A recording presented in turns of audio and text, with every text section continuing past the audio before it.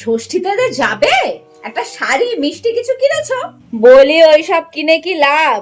ষষ্ঠী তো আবার শনিবারে, তোমার মা তো আবার মাছ মাংস কিচ্ছু খাওয়াবে না, ওইসব ডাল ঘ্যাট এইসব খাইয়ে বিদায় করবে।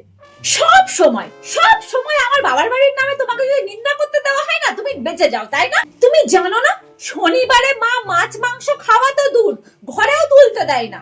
আর তাছাড়া তোমাকে কি কোনোদিন বাবা পাঁঠার মাংস খাওয়ায়নি? তুমি এমন ভাবে বলছো। আরে বাদ দাও তো, শ্বশুর বাড়ি কবে গেছি সেই কথাই মনে পড়ে না, আবার নাকি কবে মাছ মাংস খেয়েছি সেই কথা মনে পড়বে। তুমি তো অকৃতজ্ঞ বেঈমান। আর তুমি কি, তুমি তো খুব ঝগড়ুটে, কথায় কথায় ঝগড়া করো পায়ে পা বাঁধিয়ে, আর তো কিছু হয় না তোমাকে দিয়ে। হ্যাঁ, হবে কি করে? এত পড়াশোনা করে আমাকে কি তুমি চাকরি করতে দিয়েছো কোনোদিন? সেটা হাতা খুঁজতেই নাড়ছি। আর যাও যাও, কি না ভারী পড়াশোনা। এই শোনো, আমাদের বংশে না সব চাকুরিজীবী, সব শিক্ষিত, আর তোমাদের বংশে সব তো ফেলুরাম। সব জানি আমি। কে কে ফেলুরাম? মুখটা খুলিও না আমার, তুল কালাম হয়ে যাবে কিন্তু, বলে দিলাম। আর এই যে তোমার মেয়ে বসে আছে, জলজান্ত প্রমাণ।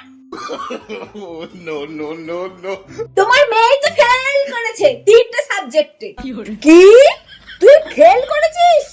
তুই আমার পরিবারের নাম ডবলে শয়তান মেয়ে। আরে তোমাদের ঝামেলার মধ্যে প্রত্যেকবার আমি কোত্থেকে চলে আসি সেটাই তো বুঝতে পারি না। এই চুপ কর, তোর জন্য এত অশান্তি বাড়িতে। যা বাবা।